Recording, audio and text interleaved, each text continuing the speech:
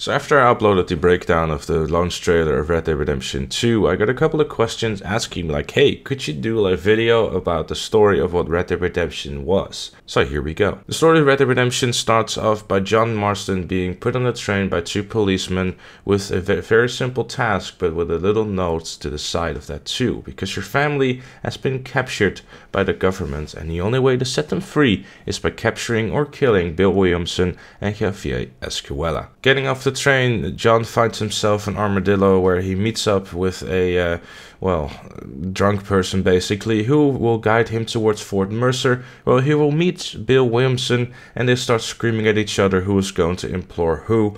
Bill Williamson ends up shooting John Marston and the story starts from there. I implore you. You implore me? You implore me. I implores you.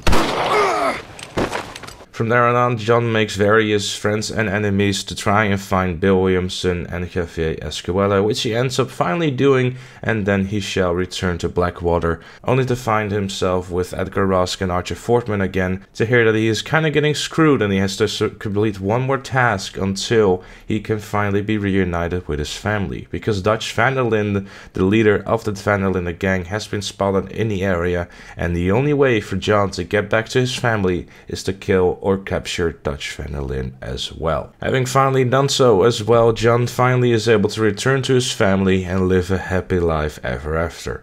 Or does he? Aside from that, John mentions a few things about his former gang throughout the story as well, but I will just highlight one of them being the most important.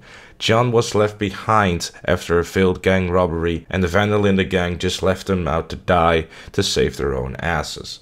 One of the reasons he had a bit of a grudge towards his former gangmates, but he still feels that they were still his friends from back in the day, and doing the things that he's supposed to do for the government is still something he's not comfortable, but he's doing it to save his family. And those are basically the highlights that you need to know for Red Dead Redemption going into Red Dead Redemption 2, what I personally feel. I don't think it's a good idea to go into all the nitty-gritty details about the game, because I feel it would just be taking away the experience of playing the original game itself. This way you'll still be able to experience the original game and have a lot of backdrop information about the original Red Dead Redemption going into Red Dead Redemption 2. So I hope you found this video useful. If you did, make sure to give it a like. Subscribe for more Red Dead Redemption 2 content coming to you very soon as the embargo lifts. Thank you so very much for watching, and I'll see you all later.